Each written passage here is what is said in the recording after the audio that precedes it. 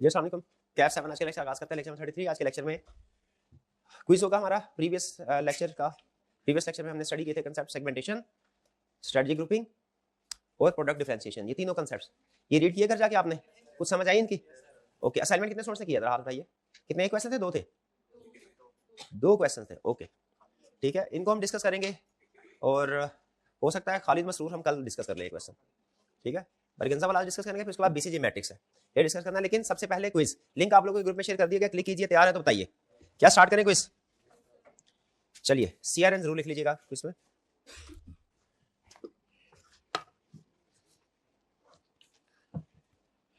शाबाश जी, करें स्टार्ट। तैयार है? पहला क्वेश्चन ये रहा आपके सामने।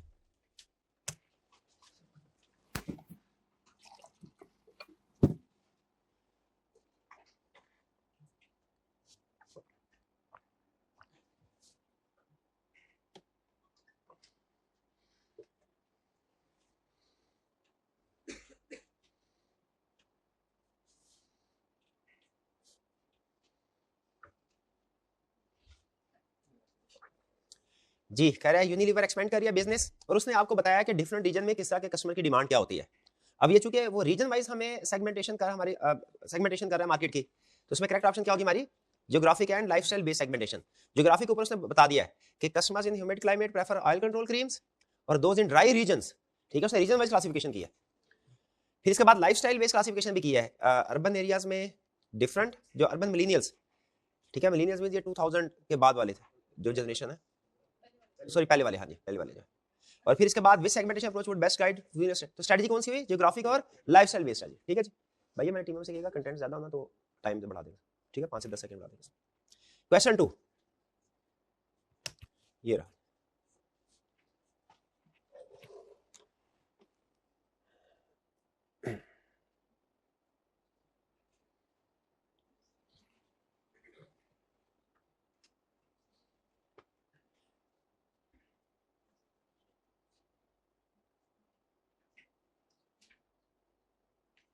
जी उसके कस्टमर दो तरह के हैं। कौन कौन से कस्टमर है? इंडस्ट्रीज भी है, इंडिविजुअल भी है। करंटली सिर्फ रिटेल स्टोर के जरिए से वो प्रोडक्ट प्रोवाइड कर रहा है और साथ आप उसे प्लान क्या किया है? डिजिटल प्लेटफॉर्म इंट्रोड्यूस करवाने का। तो ये क्लासिफिकेशन कौन सी है उसकी? Customer type segmentation distinguishing industrial and individual buyers. Industrial को अलग किया उसने, इंडिविजुअल बायर्स को अलग किया। दोनों के लिए अलग स्ट्रेटजी होगी या सेम स्ट्रेटजी होगी? अलग प्राइसिंग भी अलग होती है और बात प्रोडक्ट्स भी अलग होते हैं।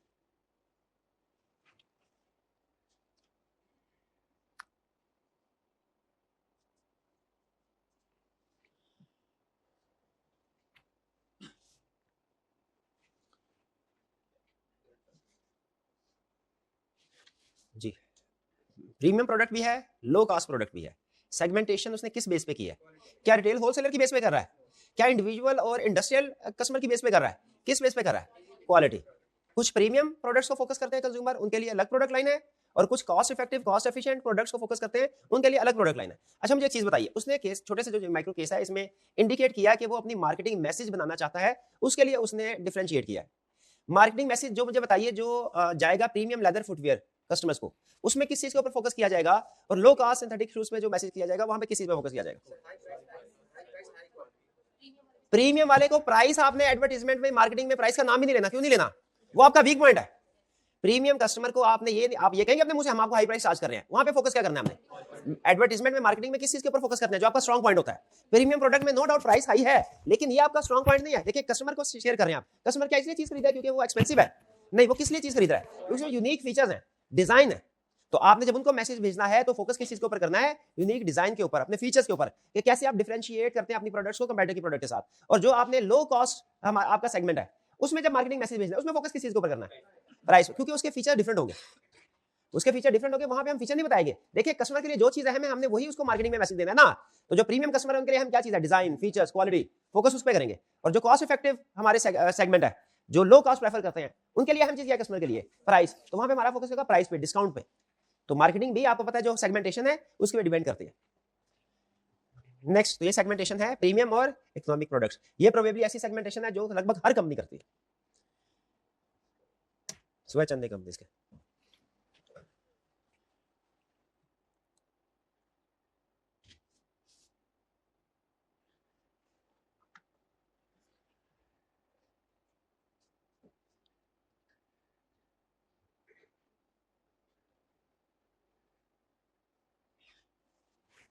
हाँ जी, ये भी डिफरेंशिएशन है, सही है। ये डिफरेंशिएशन किस बेस पे है? हाँ, डिलीवरी मेथड के, डिलीवरी कैसे की है, आप अपनी प्रोडक्ट या सर्विस को कैसे डिलीवर कर रहे हैं।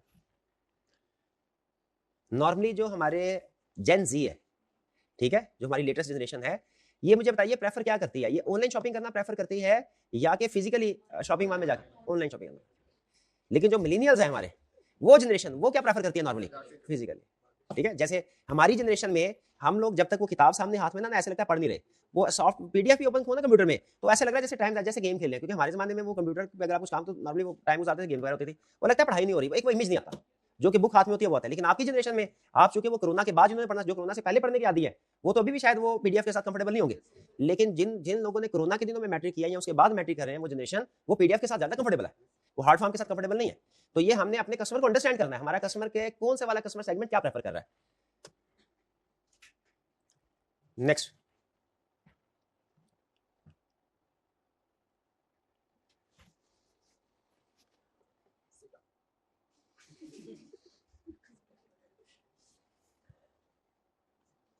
जी टेस्ला ने पहले प्रोडक्ट लॉन्च की प्रीमियम इलेक्ट्रिक कार्स, लेकिन फिर मिडिल इनकम बायर्स के लिए भी प्रोडक्ट लॉन्च की।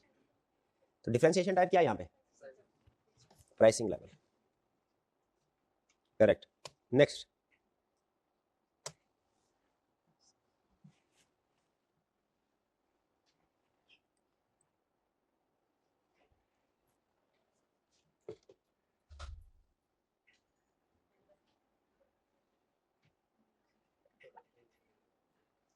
strategic group analysis, these firms differ primarily in which dimension? Ownership structure, employee count नहीं, प्रोडक्ट रेंज और जियोग्राफिक मार्केट कवरेज, यस। जो गोरमे कोला है इसकी मार्केट कवरेज भी लिमिटेड है और इसकी प्रोडक्ट रेंज भी लिमिटेड है, जबकि कोक और पेप्सी इनकी मार्केट कवरेज भी ज्यादा है, ये ग्लोबल ब्रांड है और इनकी प्रोडक्ट रेंज भी ज्यादा है। क्या जब पाकिस्तानी मार्केट का एनालिसिस कर रहे होंगे तो क्या कोक और पेप्सी गोरमे कोला को कंपेटिटर्स रेंज करेंगे, रैंक करेंगे कंपेटिटर्स पाकिस्तानी मार्केट में? हाँ जी, पाकिस्तानी मार्केट में कम्पीट कर रहे हैं, गोरमे कोला भी है, वो नेक्स्ट कोला भी है। लेकिन जब इंटरनेशनल मार्केट में देखेंगे तो फिर उनके कंपेटिटर्स नहीं है। यानी पाकिस्तानी मार्केट में जब वो स्ट्रेटजीज डिसाइड कर रहे होंगे पेप्सी कोला कोका, तो वो गोरमे की स्ट्रेटजी को मॉनिटर करेंगे, उनकी प्राइसिंग क्या है, मार्केटिंग किस तरीके से कर रहे हैं, क्या स्ट्रेटजी है उनकी। लेकिन इंटरनेशनल मार्केट में वो रेलिवेंट हो जाएगा, इंटरनेशनल मार्केट में इंटरनेशनल प्लेयर रेलिवेंट उनके लिए, ठीक है। तो ये कंपैरेटिव एनालिसिस करना जरूरी है। याद रखिएगा, आपको बताया था हर मार्केट में सेम इंडस्ट्री के अंदर, किसी भी मार्केट में सेम इंडस्ट्री के अंदर जितने भी सेलर ऑपरेट कर रहे होते हैं, मैन्युफैक्चरर, वो सारे एक दूसरे के कंपैरेटर्स नहीं होते, ठीक है। इवन बाज़ औक़ात पाकिस्तानी मार्केट के अंदर भी सम टाइम कुछ लोग ऐसे होते हैं जो सेम रीजन में ऑपरेट कर रहे हो लेकिन स्टिल कंपैरेटर ना हो, उनका फोकस अलग है, सेट में मार्केट सेगमेंटेशन अगर उन्होंने अलग रखी हुई है तो फिर वो कंपैरेटर्स नहीं होंगे। जैसे यहाँ पे फर्स्ट कीजिए, साथ एक यूनिवर्सिटी है, वो ग्रेजुएशन करवा रही है, मास्टर करवा रही है, साथ ही एक इंस्टीट्यूट है वो सीए करवा रहा है, मतलब industry same, education industry, region भी सेम है, लेकिन क्या वो एक दूसरे के कंपैरेटर्स हैं? नहीं है। क्या एक ही कोई भी स्ट्रेटजी, मार्केटिंग स्ट्रेटजी होगी, प्रोडक्ट स्ट्रेटजी होगी, प्राइसिंग स्ट्रेटजी होगी, अगर वो डिस्काउंट ऑफर करता है, क्या दूसरे को फर्क पड़ेगा? नहीं फर्क पड़ेगा। तो इसीलिए कंपैरेटर एनालिसिस जरूरी है, ताकि आपको पता चले ट्रू कंपैरेटर कौन सा आपका, और उसकी स्ट्रेटजी के ऊपर नजर रखनी है, उसकी स्ट्रेटजी आपके बिजनेस को अफेक्ट कर सकती है।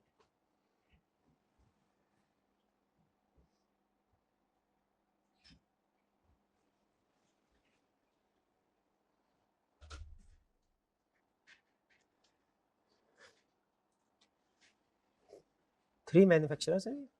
ब्रांड एक्स फोकस करता है कॉस्ट मिनिमाइजेशन के ऊपर, ब्रांड वाई फोकस करता है डिजाइन इनोवेशन, ब्रांड जी फोकस करता है फास्ट डिलीवरी।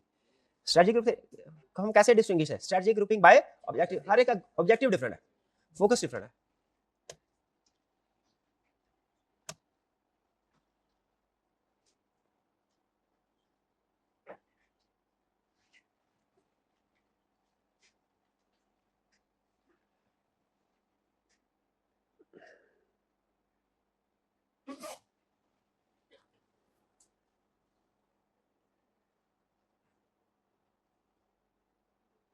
सिमिलर कंपेटिटर्स को ग्रुप करना, कंपेटिटर, डायरेक्ट कंपेटिटर्स को ग्रुप करना, ये कौन सा कंसेप्ट है? Strategy grouping. और कस्टमर्स को ग्रुप करना, सिमिलर कस्टमर को, ये कौन सा कंसेप्ट है? Market segmentation. सेगमेंटेशन में क्या करते हैं? कस्टमर्स की ग्रुपिंग, कस्टमर की ग्रुपिंग का नाम है, कस्टमर की क्लासिफिकेशन का नाम है सेगमेंटेशन, और कंपेटिटर्स की क्लासिफिकेशन का नाम क्या है? Strategy grouping. हमें किसको फोकस करना चाहिए? दोनों को। हमें ये भी पता होना चाहिए हमारे कंपेटिटर्स कौन है, हमें ये भी पता होना चाहिए हमारे कस्टमर कौन है। टारगेट कस्टमर पता होगा तो आपको पता आपने उसे प्रोडक्ट कौन सी डिलीवर करनी है। कंपेटिटर्स का पता होगा तो आपने प्रोडक्ट डिलीवर तो करनी है फिर भी, लेकिन कंपेटिटर से डिफरेंट, डिफरेंशिएट करके। तो कंपेटिटर से डिफरेंट प्रोडक्ट अपने टारगेट कस्टमर को ऑफर करना, ये क्या कहलाएगा? Product differentiation. तो ये तीनों कांसेप्ट्स इंटर रिलेटेड है। कस्टमर की क्लासिफिकेशन का नाम क्या है? मार्केट सेगमेंटेशन, कंपैटिटर की क्लासिफिकेशन का नाम क्या है? Strategic grouping. और अपने कस्टमर्स को कंपैटिटर से डिफरेंट, बेटर ना भी सही, डिफरेंट प्रोडक्ट ऑफर करना, ये क्या चीज है? मार्केट डिफरेंशिएशन, सॉरी ये प्रोडक्ट डिफरेंशिएशन। तो यहां पे उसने क्या बोला है? कंपैटिटर्स की क्लासिफिकेशन बोला है कस्टमर की, तो ये कंपैटिटर की स्ट्रेटजिक ग्रुपिंग होगी। एग्रीड? आगे चलते हैं, चलें जी आगे फटाफट चलिए। नेक्स्ट,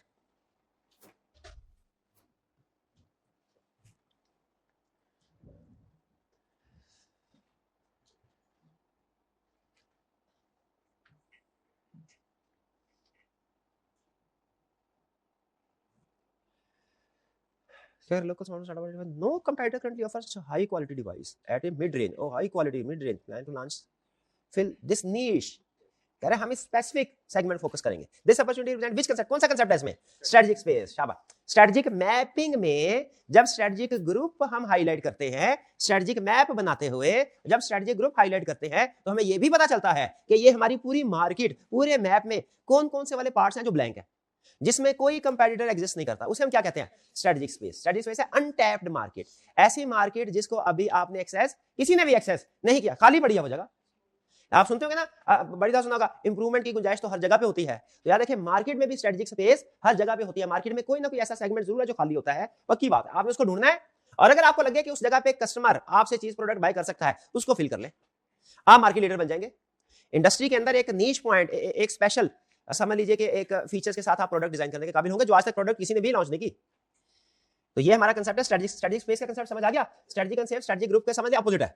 जहां जहां स्ट्रेटजिक ग्रुप नहीं है, वो क्या है? स्ट्रेटजिक स्पेस है।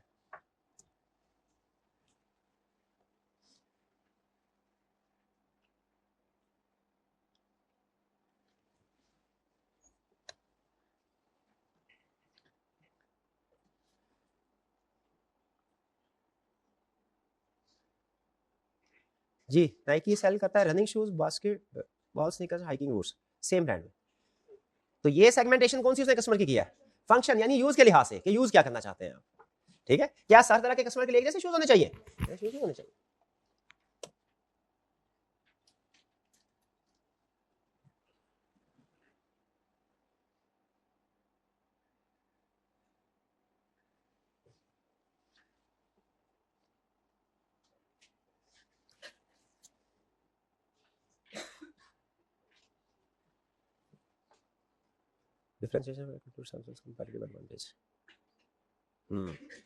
सैमसंग क्या ब्रांड डिफरेंशिएशन है?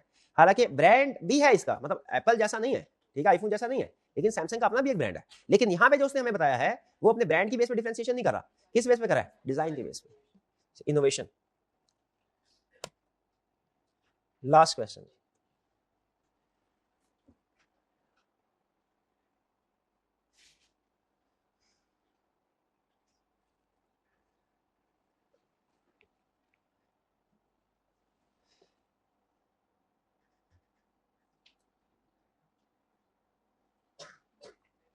सारे फोकस किस चीज पे कर रहे हैं? प्रीमियम मॉडल पे। एक नई कंपनी ने क्या किया, उसने किस मॉडल पे? वो कह रहा है affordable city friendly electric vehicles with moderate features. यहां पे क्या किया उसने? उसने एक मार्केट में एक ऐसे सेगमेंट को फोकस किया है जिसपे अभी तक किसी कंपेटिटर ने एग्जिस्ट नहीं कर रहा, जो वहां पे कोई कंपेटिटर वो प्रोडक्ट प्रोवाइड नहीं कर रहा। यहाँ पे pursuing market segmentation by lifestyle, नहीं लाइफस्टाइल नहीं, यहाँ पे वो ऑक्यूपाई कर रहा है space neglected by competitors. Strategic space को फोकस कर रहा है, स्ट्रेटजिक स्पेस को उसने आइडेंटिफाई किया। अब उस स्ट्रेटजिक स्पेस में जो कस्टमर है उनकी नीड को एड्रेस करेगा। क्लियर? अच्छा, यहाँ पे एक कंसेप्ट है इलेक्ट्रिक व्हीकल्स का। हमारी जो खालिद मसरूफ वाली केस स्टडी है, वो भी इलेक्ट्रिक व्हीकल्स पे ही बेस कर रही है। वैसे हम कल डिटेल में डिस्कस करेंगे, लेकिन मुझे ये बताइए, इलेक्ट्रिक व्हीकल्स, क्या आप समझते हैं ये प्रोडक्ट पाकिस्तान में सक्सेसफुल होगी या अनसक्सेसफुल? कितने स्टूडेंट्स का ख्याल है सक्सेसफुल होगी इलेक्ट्रिक व्हीकल्स? अभी अच्छा, ओके, आपको अब क्या इसमें लगता है कौन सा इलेक्ट्रिक व्हीकल्स में कौन सा ऐसा प्लस पॉइंट है जो कि सक्सेस का बाइस बन सकता है? यानी इसमें प्लस पॉइंट क्या है, इसको फेवर कैसे? फ्यूल एफिशिएंसी, शाबाश, और एनवायरमेंटल इंपैक्ट, शाबाश, आप रिन्यूएबल रिसोर्सेज पे शिफ्ट हो जाते हैं। ठीक है, रिन्यूएबल एनर्जी के ऊपर। और कौन से वाला पॉइंट ऐसा है जो आपके ख्याल में डिस्करेजिंग होगा, जो नेगेटिव होगा, जिसकी वजह से इंडस्ट्री पाकिस्तान में शायद अभी फिलहाल करंटली ग्रो ना कर सके? क्या चीज? बैटरीज की ड्यूरेबिलिटी, बैटरी ड्यूरेबल नहीं है, रिचार्जिंग पॉइंट्स कम है पॉइंट्स में, बाइक को 3.5 घंटे लग जाते हैं ना कर। अच्छा, और इसके अलावा डिस्टेंस, लॉन्ग डिस्टेंस के लिए सूटेबल नहीं है ये, चले ये कुछ पॉइंट है, ये आपने अपने जहन में रखने हैं केस स्टडी को सॉल्व करते हुए। याद रखिएगा सम टाइम केस स्टडी में वो कंप्लीट इन्फॉर्मेशन दे देता है, सम टाइम वो रिक्वायर एक्सपेक्ट करता है कि इंडस्ट्री के बारे में बेसिक नॉलेज स्टूडेंट को होगा। तो इस सब्जेक्ट में कुछ केस स्टडीज को सॉल्व करने के लिए वो सम टाइम अज्यूम करता है क्या कि कुछ इंडस्ट्री का बेसिक नॉलेज आपको होगा। वो इंडस्ट्री का बेसिक नॉलेज क्या रिक्वायर्ड है वो मैं आपको शीट बना के शेयर कर दूंगा, लेकिन आपने खुद से भी कोशिश करनी है कि किसी भी केस स्टडी में अगर कोई टाइप ऑफ प्रोडक्ट आपको मेंशन करता है तो आप उसके बारे में बेसिक नॉलेज बोल रहा हूं, ये नहीं बोला पूरा प्रोडक्शन प्रोसेस सीखना शुरू कर दें कि प्रोडक्ट बनती कैसे है, नहीं, उस प्रोडक्ट के फीचर्स क्या है, कस्टमर कौन से फीचर लाइक करते हैं, कौन से डिसलाइक करते हैं, बस ये आपको बताना चाहिए। जिस इंडस्ट्री के बारे में उसने कोई भी क्वेश्चन इंक्लूड कर दिया, कोई भी एग्जांपल इंक्लूड कर दी बुक में, आपने उसके बारे में क्या सीखना है, सिर्फ इतनी सी बात, क्या इस प्रोडक्ट के फीचर्स कौन से हैं, कौन से तरह के टाइप ऑफ कस्टमर किन फीचर्स को लाइक करते हैं और किन फीचर्स को वो डिसलाइक करते हैं, उनके लिए इररिलेवेंट है। तो ये basic understanding of different industries ये जरूरी है अच्छी केस स्टडीज को अटेम्प्ट करने के लिए, ठीक है, एहतियातन कह रहा हूं, वरना नॉर्मली वो केस स्टडी में इनफ इंफॉर्मेशन देता है।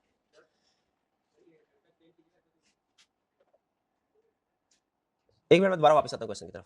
जी फर्स्ट पोजीशन, शाबाश, फर्स्ट पोजीशन किन किया है, सेकंड सीएरा नहीं लिखा आपने, सेकंड पोजीशन किन किया है, third position, fourth position, fifth position, sixth position, seventh, eighth, ninth, 10th, शाबाश। जी भैया बताइए क्या क्वेश्चन था आपका।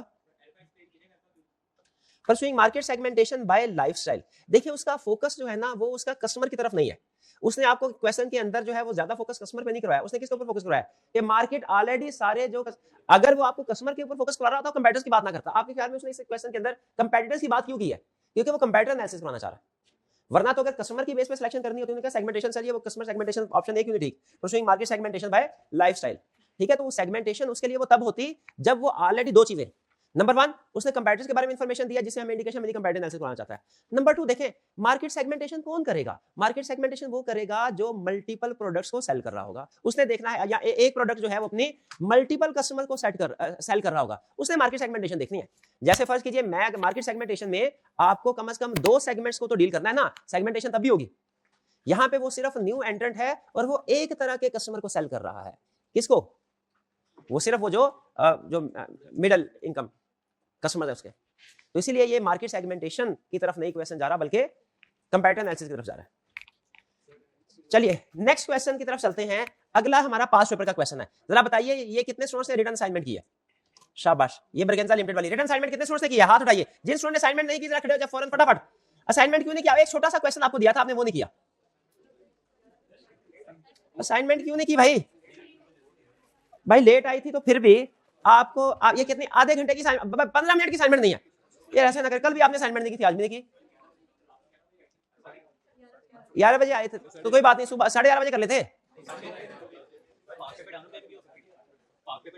पास पेपर डाउनलोड कर देते, साथ में मेंशन किया हुआ था, शाबाश शाबाश। ये सॉल्यूशन प्रोवाइडर, ऐसे मैनेजर मार्केट में परफॉर्म करते हैं जो प्रॉब्लम्स नहीं बताते, प्रॉब्लम के साथ सॉल्यूशन भी बताते हैं। चलिए आइए डिस्कस करते हैं। Braganza limited BL manufacturers and market for consumer durable product. अच्छा पहले रिक्वायरमेंट पढ़ते हैं, कह रहे हैं identify and explain the stage of product life cycle for each product. अच्छा ये तो प्रोडक्ट लाइफ साइकिल का क्वेश्चन है, मैं तो समझ रहा था मार्केट सेगमेंटेशन का होगा, ठीक है, ये सेगमेंटेशन का क्वेश्चन नहीं है। कौन सा क्वेश्चन है, प्रोडक्ट लाइफ साइकिल। याद है प्रोडक्ट लाइफ साइकिल, इसमें हमने क्या क्या सीखा था, मुझे सिर्फ ये बता दीजिए। प्रोडक्ट लाइफ साइकिल में हमने प्रोडक्ट के फेजेस सीखे थे, हर प्रोडक्ट के फेज में क्या क्या कॉस्ट होगी ये सीखा था, और हर प्रोडक्ट फेज में हमारी क्या स्ट्रेटजीज होंगी। स्ट्रेटजीज को 4 हिस्सों में क्लासिफाई किया था, प्रोडक्ट, प्राइस, प्लेस, प्रमोशन। क्या आपको पता है कि प्रोडक्ट लाइफ साइकिल के किस फेज में प्रोडक्ट स्ट्रेटजी क्या होगी, प्राइस स्ट्रेटजी क्या होगी, प्लेस स्ट्रेटजी क्या होगी, प्रमोशन स्ट्रेटजी क्या होगी। वो जो टेबल हमने बनाया था, कितने स्टूडेंट्स को वो टेबल याद है,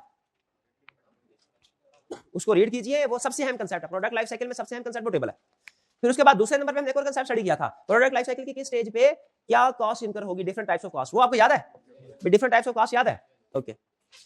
रिक्वायरमेंट में कह रहे हैं identify and explain the stage of product life cycle for each product. Her product के लिए आइडेंटिफाई करें कौन सा लाइफ साइकिल की स्टेज है जिसमें वो प्रोडक्ट एग्जिस्ट कर रही है, और आपने एक्सप्लेन भी करना है कि आप कैसे कि उस स्टेज में होगा क्या, स्टेज को आइडेंटिफाई करना है और फिर उस स्टेज को एक्सप्लेन करना है। पार्ट बी में क्या करना है, from your answer to a above for each product provide one more cost other than marketing and advertising cost that is likely incurred. कह रहा है हर स्टेज में एक एक कॉस्ट कम से कम और बता दो मुझे, और कह रहा है जो कॉमन कॉस्ट होती है ना वो ना बताना, वो मैं खुद बता दी, ठीक है। ये जो मार्केटिंग कॉस्ट है, एडवर्टाइजमेंट कॉस्ट है, साथ ही मैन्युफैक्चरिंग कॉस्ट भी कह सकते हैं। मैन्युफैक्चरिंग कॉस्ट भी आपको पता है वो हर स्टेज पे इनकर होती है, जहां जहां मैन्युफैक्चरिंग होगी मैन्युफैक्चरिंग कॉस्ट होगी। तो आपसे क्या कहना चाह रहा है कि मुझे कॉमन कॉस्ट के बारे में ना बताना कि यहाँ पे इंक्रीजिंग होगी, यहाँ पे मैक्सिमम होगी, यहाँ पे डिक्रीजिंग, ऐसे नहीं बताना मुझे, आपने स्पेसिफिक कॉस्ट बतानी है कि किस फेज में क्या कॉस्ट इनकर हो रही है। और 2 में कह रहा है suggest a promotion strategy BL में परसू, और आपने मुझे प्रमोशन स्ट्रेटजी भी बतानी है। अच्छा किसके, from your answer to a above, जो आपने ए में डिफरेंट स्टेजेस आइडेंटिफाई की होंगी उनकी प्रमोशन स्ट्रेटजी क्या होगी ये बताएं। हमने हर स्टेज में क्या स्ट्रेटजीज पढ़ी है, हमने हर फेज में स्ट्रेटजीज पढ़ी है क्या? कौन सी स्ट्रेटजीज पढ़ी है? 4 तरह की, प्रोडक्ट, प्राइस, प्लेस, प्रमोशन। कौन सी पूछ रहा है? प्रमोशन स्ट्रेटजी यानी मार्केटिंग स्ट्रेटजी, उसकी जो है वो एडवर्टाइजमेंट स्ट्रेटजी क्या होगी? क्या हर स्टेज में हमारी एडवर्टाइजमेंट स्ट्रेटजी सेम नहीं होती? प्रोडक्ट लाइफ साइकिल के हर स्टेज में हमारी advertisement strategy, promotion strategy same नहीं होती? सेम नहीं होती, शाबाश, डिफरेंट होती है। कह रहा बताओ कैसे डिफरेंट है? पहले हमने अब ऐसा करते हैं, इसको प्रोडक्ट वाइज सॉल्व करते हैं। पहले प्रोडक्ट ए की सारी चीजें डिस्कस कर लेते हैं, फिर बी के रिक्वायरमेंट के लिहाज से चले। रिक्वायरमेंट का चले, ठीक है, वो दोबारा आना पड़े, कोई बात नहीं, रिक्वायरमेंट के लिहाज से चलते हैं। Identify different stage of product life cycle for each product. पहला प्रोडक्ट है cost of setting up and expansion of distribution channel. अच्छा, सेटिंग अप से पता चल रहा है इंट्रोडक्शन है, लेकिन एक्सपेंशन ऑफ डिस्ट्रीब्यूशन चैनल से क्या पता चल रहा है? ग्रो। लेकिन हम इंट्रोडक्शन में भी एक्सपेंशन डिस्ट्रीब्यूशन चैनल, हाँ, लेकिन सेटिंग अप ज्यादा है। सेटिंग अप तो ये यहाँ पे हमारा कौन से वाला इंडिकेट कर रहा है? इंट्रोडक्शन स्टेज, ठीक है। इंट्रोडक्शन स्टेज पे भी कुछ डिस्ट्रीब्यूशन चैनल तो होते हैं, लेकिन ग्रोथ स्टेज पे कोई सेटिंग अप नहीं होता। यानी ये वाला normally cost of setting up confirm है इंट्रोडक्शन स्टेज पे है। डिस्ट्रीब्यूशन चैनल इंट्रोडक्शन स्टेज पे भी हो सकते हैं लिमिटेड, और ग्रोथ स्टेज पे भी होते हैं। तो इसलिए हम इसको यूनिक, इन दोनों में से यूनिक पॉइंट हमारा कौन सा बन रहा है? Setting up. तो इसको सामने रखते हुए हमने क्या डिसाइड किया? ये इंट्रोडक्शन स्टेज। इसका मतलब ये हुआ आई कैप हमसे कोई एक कॉस्ट का कंपोनेंट देगा और हमसे आइडेंटिफाई करवा रहा है, ये बताओ ये कौन से वाला स्टेज लाइफ साइकिल की आइडेंटिफाई कर दिया। अच्छा, अब इंट्रोडक्शन स्टेज को एक्सप्लेन करें। इंट्रोडक्शन स्टेज में क्या होता है? ये स्टार्टअप स्टेज है, इसमें कंपनीज नॉर्मली सेटअप करती हैं बिजनेस को। नॉर्मली सेल्स इसमें क्या होती है? कम होती है, और प्रॉफिट भी कम है, बल्कि बात तो लॉस होता है। हाँ, एक्सपेंशन ग्रोथ में आएगा, लेकिन हमने सेटिंग अप को भी दे देते हैं, दोनों को सामने रखते मैंने ये डिबेट की। अगर सिर्फ सेटअप को देखें इंट्रोडक्शन में है, एक्सपेंशन को देखें ग्रोथ में है, लेकिन उसने क्या किया? उसने कंबाइन किया है। अब हमने फिर नहीं, दोनों नहीं बताने, ये बताना एक ही है। अब आपने ये फैसला करना है कि वो कौन से वाला यूनिक पॉइंट होगा आपका। अब सेटिंग अप दोनों जगह पे नहीं हो सकती, तो लेकिन डिस्ट्रीब्यूशन चैनल दोनों लाइफ साइकिल स्टेजेस पे सेटअप करते हैं, इंट्रोडक्शन में भी और ग्रोथ में। इंट्रोडक्शन में भी कुछ ना कुछ डिस्ट्रीब्यूशन चैनल होगा, लिमिटेड होगा तो सही ना, लेकिन सेटअप कॉस्ट ग्रोथ में नहीं होगी। तो चूंकि ये दोनों एक फैक्टर, एक कास्ट ऐसी है जो दोनों पॉइंट पे इनकर हो रही है, लेकिन एक कास्ट ऐसी है जो सिर्फ एक पॉइंट पे इनकर होती है, तो फिर फैसला किसकी बेस पे किया? नहीं, बिल्कुल मैं आपकी बात से एग्री करता हूं कि कैपेसिटी इंक्रीज ग्रोथ पे भी होती है, लेकिन इंट्रोडक्शन में भी तो होती है। प्रोडक्ट को इंट्रोड्यूस करवाएंगे, डिस्ट्रीब्यूशन चैनल के साथ एग्रीमेंट करेंगे, तो आप one by one Aahista Aahista कोशिश करते हैं कि वो इंक्रीज हो जाए आपका डिस्ट्रीब्यूशन चैनल। तो आपका पॉइंट बिल्कुल ठीक है कि एक कास्ट ऐसी है, उसने दो कास्ट बताई है, एक कास्ट ऐसी है दो फेजेस पे बताई। तो अगर हम सिर्फ डिस्ट्रीब्यूशन चैनल को देखें तो ये इंट्रोडक्शन भी हो सकता है, ग्रोथ भी हो सकता है। ग्रोथ पे थोड़ा ज्यादा है हमारा हो सकता है क्योंकि एक्सपेंशन की बात कर रहा है, लेकिन सेटिंग अप को भी साथ मिलाए, ठीक है। उन्होंने ग्रोथ में सेटिंग अप नहीं हो सकती, नहीं, वो कैपेसिटी एक्सपेंशन आगे उसने बताया। सेटअप करने का मतलब यही है कि आप अपने प्रोजेक्ट को स्टार्ट कर रहे हैं। Next, provide one more cost other than marketing and advertising cost that is likely to be incurred. एक और कॉस्ट बताइए कौन सी हो सकती है इंट्रोडक्शन स्टेज में? Development cost. और कौन सा? Machinery setup. सेटअप कॉस्ट उसने बता दिया, मशीनरी नहीं आएगी। हाँ जी, रिसर्च एंड डेवलपमेंट कह सकते हैं बिल्कुल आप, ठीक है। और ट्रायल ऑफर कर सकते हैं, ट्रायल ऑफर करते हैं ना हम, वो कॉस्ट होगी हमारी। Suggest a promotion strategy BL में परसू। प्रमोशन स्ट्रेटजी कौन सी वाली फॉलो करेंगे? प्रमोशन करनी है, एडवर्टाइजमेंट करनी है, इसमें दो चीजें, नंबर 1 प्रमोशन कितनी करनी है, नंबर 2 प्रमोशन किस चीज की करनी है, यानी क्या चीज किस चीज पे फोकस करना है। प्रमोशन कितनी होगी? इंट्रोडक्शन स्टेज पे तो लिमिटेड होगी प्रमोशन, फोकस क्या होगा? Product awareness. तो यहां पे जो हमारी प्रमोशन स्ट्रेटजी होगी उसका प्रोडक्ट अवेयरनेस क्रिएट करवाना। Part B, cost of withdrawal. जी, कॉस्ट ऑफ विड्रॉल ये कौन सी स्टेज है? डिक्लाइन स्टेज है। इसमें कोई और कॉस्ट, ये पहले आपने, अच्छा, डिक्लाइन स्टेज में बताया क्या फीचर्स होते हैं? प्रॉफिट्स डिक्रीज होना शुरू हो जाते हैं, ठीक है। इन्वेंटरीज को राइट ऑफ करते हैं हम, डिफरेंट ऑफर्स के जरिए से उसको डिस्काउंट ऑफर करके क्लियर करने की कोशिश करते हैं, क्लियर सेल। चलिए, कॉस्ट हमने बता दी, जैसे डिस्काउंट, ठीक है, डिस्काउंट ऑफर करते हैं ना हम, ओके। या इसके अलावा और कॉस्ट क्या हो सकती है? वारंटी, कॉस्ट ऑफ वारंटी भी हो सकती है, वारंटी प्रोवाइड करते हैं। तो ये तो हो गया, हमने आइडेंटिफाई कर दिया। देखिए क्वेश्चन की रिक्वायरमेंट को समझे हमने, क्या प्रोडक्ट लाइफ साइकिल स्टेज को आइडेंटिफाई कर दिया, क्या हमने उसकी स्टेज को एक्सप्लेन भी कर दिया? एक्सप्लेनेशन मौजूद है ना, नोट्स में मौजूद है, बुक में मौजूद है एक्सप्लेनेशन। नेक्स्ट, एक और कॉस्ट बताइए, कॉस्ट भी बता दी हमने, डिस्काउंट भी है, वारंटी भी है। नेक्स्ट, जैसे प्रमोशन स्ट्रेटजी। प्रमोशन स्ट्रेटजी क्या होगी?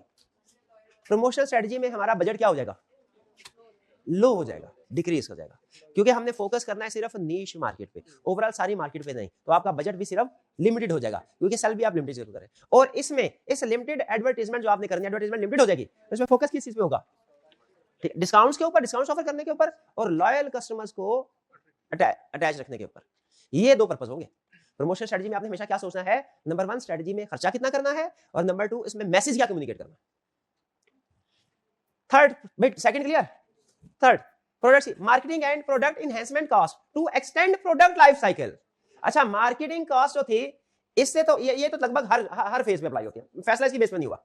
जब उसने प्रोडक्ट इनहेंसमेंट बोला ना, तो इसमें मेरे जहन में दो स्टेजेस आ गए, एक ग्रोथ आ गई शाबाश, और दूसरी कौन सी, मैच्योरिटी। देखिए अब ये वही प्रॉब्लम जो हमें यहाँ पे थी, भाई ये जो प्रोडक्ट इनहेंसमेंट है ये ग्रोथ में भी आ रही है, ये मैच्योरिटी में भी आ रही है। आगे मजीद कोई पॉइंट देखें जो हमारे डिसीजन को आसान कर सकता है। आगे उसने क्या लिखा है, तो एक्सटेंड प्रोडक्ट लाइफ साइकिल, अपने प्रोडक्ट लाइफ साइकिल को एक्सटेंड करना है। इसका मतलब है प्रोडक्ट का लाइफ साइकिल जो है वो मैच्योरिटी के ऊपर है, आपने उसको एक्सटेंड करना, ठीक है। और ये याद रखिएगा, जब आप अपने मैक्सिमम पॉइंट पे होते हैं ना कैरियर के, चेंज उस वक्त आना चाहिए। मुझे ये बताइए, मैं आपसे छोटा सा सवाल पूछता हूं, ये है हमारा प्रोडक्ट लाइफ साइकिल। क्या यहां पे आके कंपनी को स्ट्रेटजी रिवाइज करनी चाहिए, प्रोडक्ट लाइफ साइकिल को इंक्रीज करना चाहिए, इनोवेशन की तरफ आना चाहिए, फीचर्स ऐड करने चाहिए, या कि यहां पे ये पॉइंट ए है, ये बी, बताइए किस पॉइंट, बी पॉइंट पे। शाबाश। इंतजार नहीं करना चाहिए कि मार्केट जब डाउन जाएगी तब, क्योंकि याद रखें जब मार्केट गिर रही है ना आपके प्रोडक्ट की, उस वक्त उसको रिकवर करवाना बड़ा मुश्किल काम है, लेकिन जब आप टॉप पे होते हैं उसको रिटेन करना आसान, निस्बतन आसान है। पॉइंट बी पे से, तो इसलिए वो आपको कंसेप्ट भी सिखाता है क्या, कि आप अपनी प्रोडक्ट का लाइफ साइकिल कैसे एनहांस करेंगे। वो एक क्रिकेटर था, वो अपनी लाइफ में जल्दी रिटायरमेंट उसने ले ली, तो उसका सक्सेसफुल कैरियर था, तो इंटरव्यू लेने वाले ने पूछा कि भैया बताइए आपने जल्दी रिटायरमेंट क्यों ली, तो उसने एक बात बताई, उसने कहा आपको तब रिटायरमेंट लेनी चाहिए जब लोग आपसे पूछें आप क्यों जा रहे हैं, तब नहीं जब लोग ये पूछें आप क्यों नहीं जा रहे। ठीक है स्ट्रेटजी। तो बताइए हमने अपनी प्रोडक्ट को रिवाइव करना है और मैं फीचर्स ऐड करने हैं, इनोवेशन क्रिएट करनी है, तो बताइए कब, जब प्रोडक्ट की डिमांड डाउन हो रही हो, प्रोडक्ट पे डाउनफॉल आ जाए तब, या जब प्रोडक्ट अपने मैच्योरिटी लेवल पे हो, मैच्योरिटी लेवल। तो वो क्वेश्चन क्या पूछता है आपसे, कहता है बताओ मैच्योरिटी लेवल पे प्रोडक्ट है, उसके लाइफ साइकिल को एनहांस करने के लिए, लाइफ साइकिल को एनहांस करने के लिए, मरना तो सब नहीं है, लेकिन कोशिश क्या करते हैं ज्यादा से ज्यादा जिंदा रह सके, तो अपनी प्रोडक्ट को ज्यादा से ज्यादा जिंदा रखने के लिए क्या कर सकते हैं आप, स्ट्रेटजी बताइए। ये अलग से क्वेश्चन पूछ रहा हूं, प्रोडक्ट लाइफ साइकिल है, डाउनफॉल तो आएगा, लेकिन मैच्योरिटी लेवल को एनहांस करने के लिए क्या क्या कर सकते हैं, इनोवेशन कर सकते हैं, प्रोडक्ट में फीचर्स ऐड कर सकते हैं, डिफरेंट फीचर्स ऐड कर सकते हैं, ठीक है, रीब्रांडिंग कर सकते हैं, पैकेजिंग चेंज कर सकते हैं, यानी कस्टमर्स को नई नई लुक देते रहे, उसको लगे कि इसमें चेंजेस आ रहे हैं। तो ये सारे स्टेप कहां होंगे, marketing and product management cost to extend product life cycle. उसने सिर्फ एक्सटेंड प्रोडक्ट लाइफ साइकिल पूछा था, मैंने आपसे एक दो स्ट्रेटजीज भी पूछ ली, और भी स्ट्रेटजीज है। अनटैप्ड मार्केट में चले जाए, भाई जो आपकी मार्केट सैचुरेट हो चुकी है, अब डाउनफॉल होना शुरू हो गया, तो अब क्या करें, भाई जो चीज अब अमेरिका में नहीं बिक रही क्योंकि वहां पे डाउनफॉल आ गया, क्या करो पाकिस्तान भेज दो, अनटैप्ड मार्केट को एक्सेस करो, यहाँ पे वो प्रोडक्ट जो है वो सेल हो जाएगी, थोड़ा प्राइस कम रखनी पड़ेगी, लेकिन नई मार्केट सर्च करें, ये भी प्रोडक्ट की लाइफ को एनहांस करने का एक तरीका है। तो ये किस स्टेज पे होगा, मैच्योरिटी पे। कह रहा है बताइए एक कॉस्ट बताइए मजीद, जो B1 पे आ जाए, क्या कॉस्ट होगी मैच्योरिटी स्टेज में, रिपेयर एंड मेंटेनेंस। शाबाश, यहाँ पे रिपेयर मेंटेनेंस ज्यादा, दरअसल आपको पता है फैक्ट्री चल रही है, ये तो आप मैक्सिमम कैपेसिटी में है, प्रोडक्शन सबसे ज्यादा है, तो रिपेयर कॉस्ट भी क्या होगी, ज्यादा होगी। डाउनफॉल में इतनी ज्यादा शायद ना हो कंपैरेटिवली, क्योंकि इसमें हमारी डिमांड कम हो चुकी है, मशीनरी का यूज भी कम हो जाता है। सजेस्ट प्रमोशन स्ट्रेटजी बीएल में परसू, कौन सी प्रमोशन स्ट्रेटजी बीएल परसू कर सकती है, प्रोडक्ट सी में बताइए, कस्टमर रिटेंशन और एक और डिफरेंशिएशन, रिटेंशन भी और डिफरेंशिएशन भी, ताकि कस्टमर को पता चलता रहे कि ये हमारी प्रोडक्ट दूसरों से डिफरेंट है। रिटेंशन अपने एग्जिस्टिंग कस्टमर के लिए, डिफरेंशिएशन दूसरों के कस्टमर्स को अपने पास लाने के लिए कि सर हमारी प्रोडक्ट डिफरेंट है, हमारी प्रोडक्ट उससे बेहतर है। Increase cost of working capital, ये तो बहुत ही आसान है, क्या है ग्रोथ, एक्सप्लेन करें ग्रोथ को, मैच्योरिटी को एक्सप्लेन करना भूल गए, मैच्योरिटी को कैसे एक्सप्लेन करेंगे, डिमांड मार्केट सैचुरेट है, डिमांड स्टैग्नेंट है, हाई ग्रोथ नहीं है, लो ग्रोथ है, और सेल्स जो है वो स्टेबलाइज होती है, प्रॉफिट मार्जिन जो है वो आहिस्ता आहिस्ता रिड्यूस होना शुरू हो जाता है लॉट ऑफ कंपेटिटर्स की वजह से। Increase cost of working capital, कौन सी स्टेज, ग्रोथ है, इसमें क्या होता है, सेल्स और प्रॉफिट बढ़ना शुरू हो जाते हैं, सेल्स और प्रॉफिट इसमें बढ़ना शुरू हो जाते हैं, सेल भी नहीं, प्रॉफिट नहीं, और लोग प्रोडक्ट की अवेयरनेस की वजह से जो है वो कंपनी अपनी ब्रांड पोजीशनिंग के ऊपर फोकस कर रही होती है स्टेज में, क्योंकि ऐसा ऐसा कंपेटिटर्स आना शुरू हो गया ग्रोथ को देखे, तो हमने अपनी ब्रांडिंग भी करनी है, पहले से प्रोडक्ट अवेयरनेस थी, अब प्रोडक्ट के बजाय ब्रांडिंग के ऊपर फोकस करें। प्रमोशन स्ट्रेटजी ये क्लियर हो गया आपको, फोकस किस पे, प्रमोशन स्ट्रेटजी क्या होगी, एक्सटेंसिव मार्केटिंग होगी, और फोकस किस के ऊपर होगा, बेसिक प्रोडक्ट अवेयरनेस के ऊपर नहीं, उसके फीचर्स के ऊपर एडवर्टाइजमेंट होगी, और ब्रांडिंग की होगी, कंपनी ब्रांडिंग के ऊपर कि सर हमारी प्रोडक्ट बाय कीजिए, ये नहीं कि प्रोडक्ट बाय, इंट्रोडक्शन में क्या किया, सर प्रोडक्ट बाय करें, ग्रोथ में क्या कह रहे हैं, सर हमारी प्रोडक्ट बाय करें, ठीक है, कन्विंस करना है, बिल्कुल क्लियर। ये क्वेश्चन था, तो ये प्रोबेबली आपकी पहली केस स्टडी थी हमारी मैनेजरियल की, ऐसा ही है, हाँ जी, आपको अंदाजा हुआ कि किस तरीके से आपने केस स्टडी को अटेम्प्ट करना है। तो अच्छा ये की चीज में रखिएगा, लॉ की तरह मैनेजमेंट में हर केस स्टडी को अटेम्प्ट करने का स्टैंडर्ड वे नहीं है, इसमें हर केस स्टडी अपने मॉडल के लिहाज से सॉल्व होगी, पोर्टर 5 फोर्सेस मॉडल की केस स्टडी को सॉल्व करने का तरीका अलग है, उसके फैक्टर्स अलग है, उसमें 5 फैक्टर्स की हेडिंग देते हैं हम। प्रोडक्ट लाइफ साइकिल का तरीका अलग है, ठीक है। इसकी केस स्टडी अगर आप सॉल्व करना चाहते हैं तो आपके पास क्या नॉलेज होना चाहिए बोला, वो जो हमने टेबल स्टडी किया था ना, वो सबसे अहम है, जिसने बताया था डिफरेंट लाइफ साइकिल के ऊपर product price place promotion strategy क्या होगी। क्लियर? चले क्विज भी हो गया हमारा, हमारे पास पेपर की केस स्टडी भी एक डिस्कशन कर लिया हमने। नेक्स्ट आज के टॉपिक की तरफ चलते हैं। कोई क्वेश्चन हो प्रीवियस लेक्चर में तो पूछ लें। चलिए, अच्छा एक चीज में रखिएगा आपने, यहाँ पे जो मैनेजरियल पोर्शन है ना, ये 20 लेक्चर में भी खत्म हो सकता है, 20-22 लेक्चर में मैनेजरियल पोर्शन खत्म हो सकता है। इसमें असल काम अगर आप देखेंगे इसके कंटेंट्स नहीं है, कंटेंट्स इसके थोड़े हैं, सिलेबस इसकी एप्लीकेशन ज्यादा है, केस स्टडी की प्रैक्टिस ज्यादा है, तो आपने इसकी केस स्टडी को ज्यादा प्रैक्टिस करना है, ठीक है। अब देखिए अभी शायद हमारे सिर्फ एक लर्निंग ऑब्जेक्ट की मजीद रहेगी, उसके बाद ये चैप्टर कंप्लीट हो जाएगा, और ये चैप्टर 7 सॉरी ये चैप्टर 4 और फिर इसके बाद चैप्टर 5, ये हमारे मैनेजरियल पोर्शन में सबसे बड़े चैप्टर्स हैं। तो इसमें ज्यादा फोकस किसके ऊपर आपने करना है, प्रैक्टिस के ऊपर। और प्रैक्टिस में सिर्फ केस स्टडी की प्रैक्टिस नहीं करनी, बल्कि क्या करना है, रिप्रोडक्शन के क्वेश्चन की भी प्रैक्टिस करनी है। ये इससे प्रोडक्ट लाइफ साइकिल के कुछ रिप्रोडक्शन के क्वेश्चन थे, ऐसे ही है ना, कितने स्टूडेंट ने रिप्रोडक्शन के क्वेश्चन रिटन फॉर्म में किया, ये इसको प्रैक्टिस किया करें। चलते हैं आज के लेक्चर की तरफ।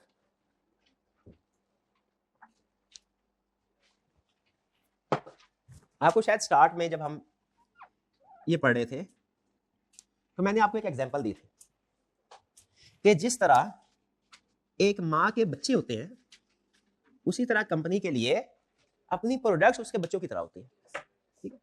उनका ख्याल रखना होता है, ठीक है, किस वक्त प्रोडक्ट को किस चीज की जरूरत है, किस वक्त हमने उसमें इनोवेशन लेके आनी है, किस वक्त उसकी एडवर्टाइजमेंट करनी है, अपनी प्रोडक्ट कौन से कस्टमर्स को देनी है, ये सारे फैसले कंपनी ने करने होते हैं। ऐसा ही है, आज जो हम मॉडल स्टडी करने जा रहे हैं वो मॉडल कहलाता है BCG matrix, Boston consulting group matrix. एक ग्रुप था, उसने ये मॉडल दिया था। इस ग्रुप का पहला लेसन क्या है, या इस मॉडल का, बीसीजी मॉडल का, कि एक कंपनी जो डिफरेंट प्रोडक्ट्स में डील कर रही है, डिफरेंट प्रोडक्ट्स मैन्युफैक्चर करके सेल कर रही है, उसे अपनी प्रोडक्ट की, हर प्रोडक्ट की सेम स्ट्रेटजी नहीं रखनी चाहिए, हर प्रोडक्ट को एक ही तरीके से डील नहीं करना चाहिए। ये उसका सबसे बड़ा लेसन है। क्या आप इसे एग्री करते हैं? कहता है हर प्रोडक्ट को उसकी टाइप के लिहाज से डील करें, किस प्रोडक्ट के बारे में क्या स्ट्रेटजी होगी, या प्रोडक्ट की टाइप के लिहाज से डील करेगा, डिपेंड करेगा। इसका मतलब ये हुआ, हमने किसी भी प्रोडक्ट की जब हमने स्ट्रेटजी डेवलप करनी है ना, क्या होगी, उसकी प्रोडक्ट क्या होगी, उसकी प्राइस क्या होगी, उसकी प्लेस क्या होगी, उसकी प्रमोशन क्या होगी, हमने सिर्फ उसके लाइफ साइकिल को ध्यान में नहीं रखना, हमने उस प्रोडक्ट की टाइप को, कैटेगरी को भी ध्यान में रखना है। हमारी स्ट्रेटजी लाइफ साइकिल पे तो डिपेंड करती है, और किस पे डिपेंड करती है, हमारे फॉर एग्जांपल ये प्रोडक्ट के टाइप के ऊपर भी डिपेंड करती है। हाँ जी, जैसे छोटी सी एग्जांपल है, वालिदैन है, अगर उन्होंने अपने बच्चों के लिए कपड़े खरीदने हैं, छोटी सी मिसाल, प्रोडक्ट्स भी इसी तरह होती है ना, जैसे वालिदैन और बच्चों का रिलेशनशिप, वैसे ही कंपनी का प्रोडक्ट्स के साथ रिलेशनशिप। उन्होंने बच्चों के लिए कपड़े खरीदने हैं, क्या वो सिर्फ इस चीज को कंसीडर करेंगे कि बच्चा जो है उसकी जेंडर क्या है, ठीक है, वो बॉय है या गर्ल है, सिर्फ इस चीज को, या कि उसकी एज को भी कंसीडर करेंगे? तो एक हमारी थ्योरी है जो हमारा क्लासिफिकेशन स्ट्रेटजी बनाती है, कि स्ट्रेटजी डिसाइड करने से पहले ये बताती है प्रोडक्ट का लाइफ साइकिल देखो क्या है। ये वाला अप्रोच क्या बताती है हमें बीसीजी, कि प्रोडक्ट की स्ट्रेटजी डिसाइड करने से पहले देखो प्रोडक्ट की टाइप कौन सी है। हमने कहा क्या मतलब टाइप कौन सी है, टाइप से क्या मुराद है, किस कैटेगरी की प्रोडक्ट। अब कैटेगरी से क्या मुराद है, सवाल तो फिर वही है, क्लासिफिकेशन, शाबाश, सवाल फिर भी वही है, क्लासिफिकेशन से क्या मुराद है, प्रोडक्ट क्लासिफिकेशन।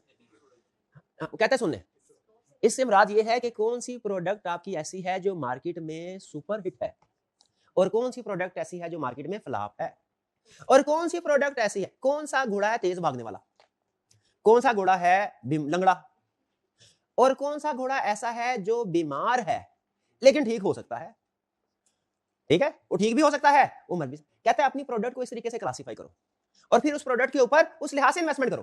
भाई जो आपका रेस में दौड़ने वाला घोड़ा है, उसके ऊपर आपकी इन्वेस्टमेंट, उसकी खुराक का ख्याल, ठीक है, उसके लिए क्या ज्यादा इन्वेस्टमेंट करनी चाहिए या कम करनी चाहिए? क्या एक बीमार घोड़ा जिसके बचने के चांस नहीं है, और वो बीमार घोड़ा जिसके बचने के चांस है, और वो तंदुरुस्त घोड़ा जो कि रेस में पहले नंबर पे आ रहा है, क्या इन सारे घोड़ों को एक तरीके से ट्रीट करना चाहिए? वो कहता है नहीं। अब यही हमें सिखा रहा है, आपने अपनी प्रोडक्ट को क्लासिफाई किस तरीके से करना है, और फिर उसके बाद क्या सिखाएगा, हर प्रोडक्ट के लिए स्ट्रेटजी क्या होगी। आज के लेक्चर में हमने सिर्फ एक चीज सीखनी है, क्या, classification of product. BCG matrix हमें हमारी प्रोडक्ट को कैसे क्लासिफाई करता है, हम ये सीखने जा रहे हैं। आज के लेक्चर में क्या सीखने जा रहे हैं, बीसीजी मैट्रिक्स हमारी प्रोडक्ट को कैसे क्लासिफाई करता है। आने वाले कल के लेक्चर में क्या सीखेंगे, किस प्रोडक्ट के लिए क्या स्ट्रेटजी होनी चाहिए। बीसीजी मैट्रिक्स कहता है आपकी जितनी भी प्रोडक्ट्स हैं 4 कैटेगरीज में क्लासिफाई कर सकते हैं, जितनी भी प्रोडक्ट्स है 4 कैटेगरीज में क्लासिफाई कर सकते हैं। बीसीजी मैट्रिक्स को 2x2 मैट्रिक्स भी बोलते हैं। बीसीजी मैट्रिक्स को 2x2 मैट्रिक्स का मतलब क्या है, इसके 2 कॉलम और 2 रो, ठीक है, यानी टोटल 2x2 4 बॉक्सेस बनेंगे। अच्छा कैसे बनेंगे, ये वो कहता है आप ऐसा कीजिए कि ग्राफ बनाइए, हर ग्राफ की तरह इस ग्राफ में भी एक एक्स एक्सिस होगा और एक क्या होगा, वाई एक्सिस। एक्स एक्सिस पे आपने क्या मेजर करना है कि आपकी जो प्रोडक्ट है, जैसे पेप्सी है, पेप्सी अपनी प्रोडक्ट्स अब बीसीजी मैट्रिक्स जरूर बनाएगा, क्यों बनाएगा, मल्टीपल प्रोडक्ट्स है। कौन कौन सी प्रोडक्ट्स है पेप्सी की, लेज हैं और कुरकुरे, वो एक ही कैटेगरी में आ गए, वो सारी लेज वगैरह चिप्स वगैरह सारी एक कैटेगरी में आ गई। इसके अलावा सॉफ्ट ड्रिंक्स है, शाबाश, इसके अलावा मिनरल वाटर है, ठीक है, डिफरेंट प्रोडक्ट्स हैं, मल्टीपल प्रोडक्ट्स हैं। क्या अपनी हर प्रोडक्ट को एक तरीके से डील करना चाहिए? नहीं, क्लासिफिकेशन की जाती है। क्लासिफिकेशन किस बेस पे की जाती है? क्लासिफिकेशन की दो बेसिस है। नंबर 1 आप देखो मार्केट शेयर कितना है प्रोडक्ट का, मार्केट शेयर। नंबर 2 आप देखो मार्केट का ग्रोथ रेट कितना है। प्रोडक्ट बीसीजी मैट्रिक्स में प्रोडक्ट की क्लासिफिकेशन दो फैक्टर्स की बेस पे की जाएगी। किन किन फैक्टर्स की बेस पे? नंबर 1 देखो मार्केट शेयर कितना है, नंबर 2 देखो ग्रोथ रेट कितना है मार्केट में। फिर से बीसीजी मैट्रिक्स में क्लासिफिकेशन की जाएगी, किन दो फैक्टर को सामने रख के की जाएगी? मार्केट शेयर देखो हाई है कि लो है, नंबर 2 देखो ग्रोथ रेट हाई है कि लो है। फिर से बताइए, बीसीजी मैट्रिक्स में प्रोडक्ट की क्लासिफिकेशन की जाती है या प्रोडक्ट का जो लाइफ साइकिल है उसका एनालिसिस किया जाता है? प्रोडक्ट की क्लासिफिकेशन की जाती है। प्रोडक्ट की क्लासिफिकेशन किन बेसिस पे होती है? दो बेसिस पे। कौन कौन सी भाई? देखो रिलेटिव मार्केट शेयर देखो कि वो हाई है या के लो। ग्राफ में ये जीरो होता है ना, जीरो मतलब ये ओरिजिन होता है, तो इसके साथ लो होगा और आगे चलते जाए तो हाई, तो ये लो हो गया, ये हाई हो गया। और यहां देखो ग्रोथ रेट क्या है, लो के हाई, इधर क्या आएगा? लो, और ऊपर क्या आएगा? क्लियर हुई है बात? ओके।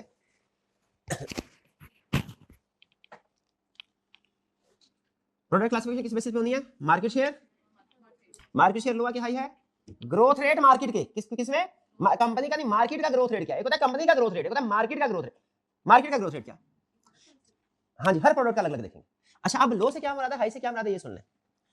मार्केट ग्रोथ रेट अगर समझ ले ये 10% है, मार्केट ग्रोथ रेट अगर 10% से कम हो समझा जाएगा लो है, और 10% से ज्यादा हो समझा जाएगा हाई।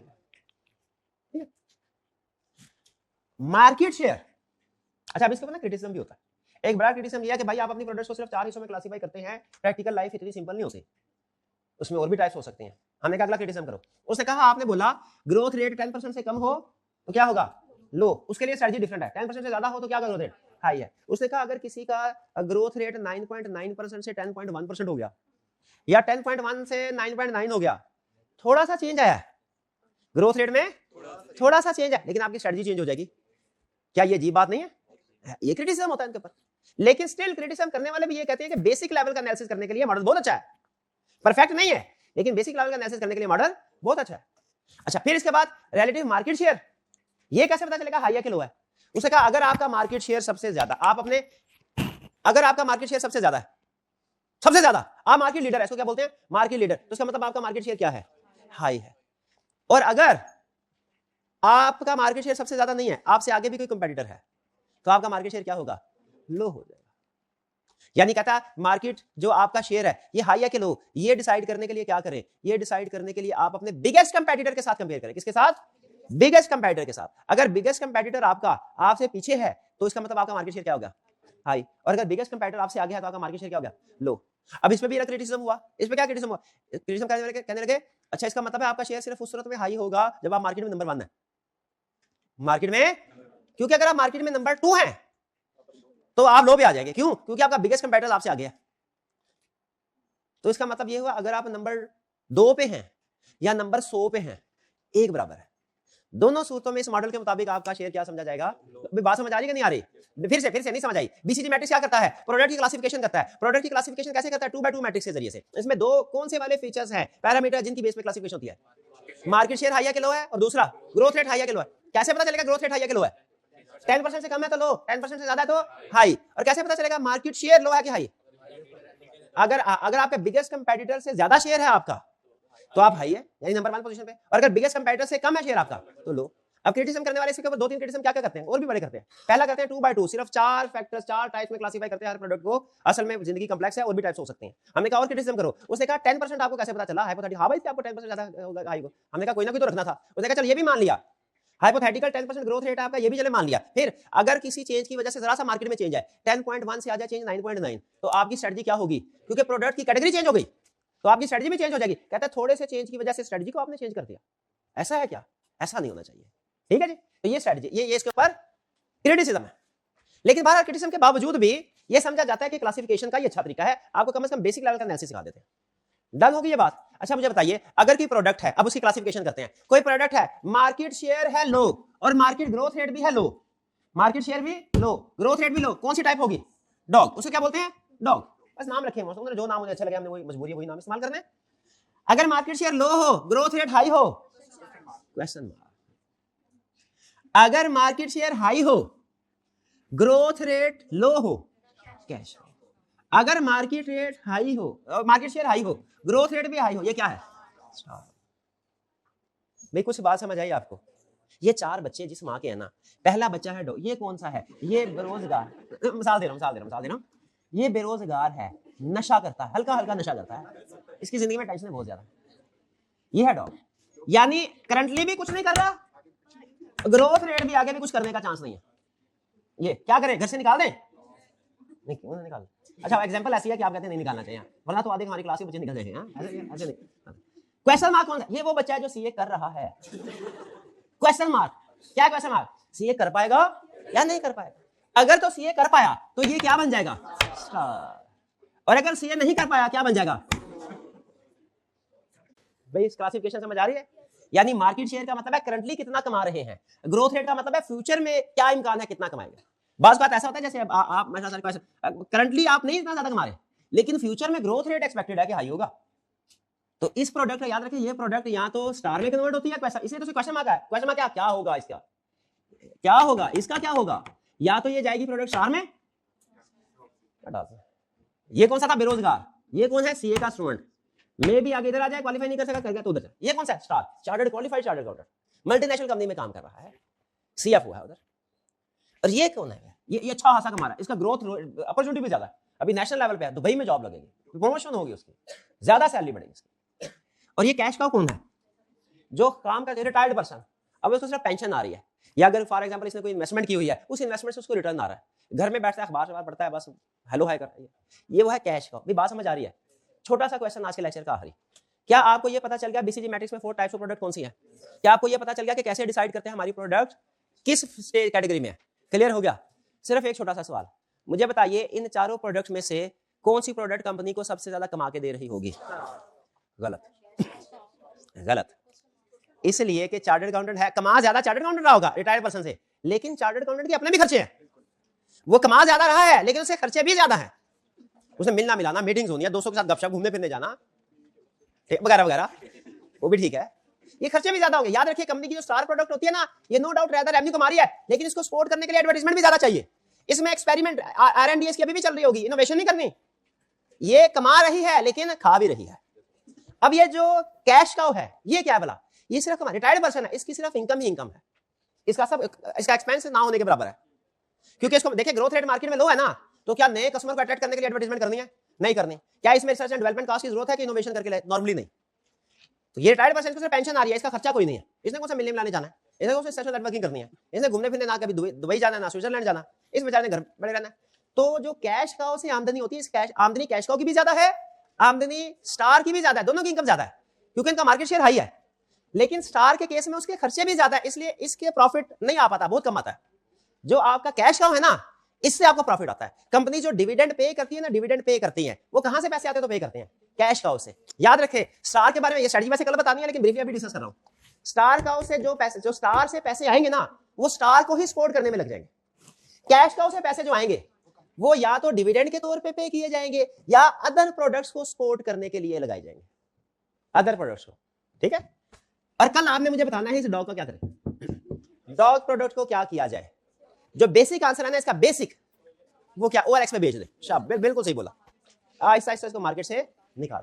लेकिन कल हम यही डिस्कस करेंगे कल के लेक्चर में कि हर प्रोडक्ट को हमें करना क्या है। देखिए केस स्टडी में 2 चीजें पूछेगा, अभी बता रहा हूं। नंबर 1 प्रोडक्ट के बारे में बता के पूछेगा, बताओ क्लासिफिकेशन क्या है, और पार्ट 2 में क्या पूछेगा, स्ट्रेटजी बताओ। पार्ट 1 में केस स्टडी के पार्ट 1 में क्या पूछेगा, प्रोडक्ट की टाइप बताओ। 2 में क्या पूछेगा, क्लियर?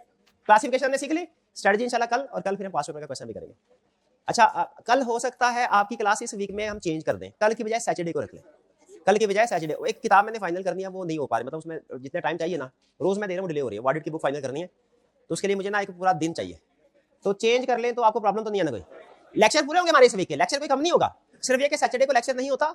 अब क्या हम कर रहे हैं कि वो कल वाला लेक्चर हो सकता है, लेकिन ये कंफर्म तब होगा जब मैं आपको ग्रुप में मैसेज करूंगा, अभी कंफर्म नहीं है। अगर ग्रुप में कोई मैसेज ना आए तो आपने समझ लेना कि आज क्लास रूटीन की तरह होगी। ठीक है जी, चलिए आज का लेक्चर खत्म करते हैं। अल्लाह हाफिज।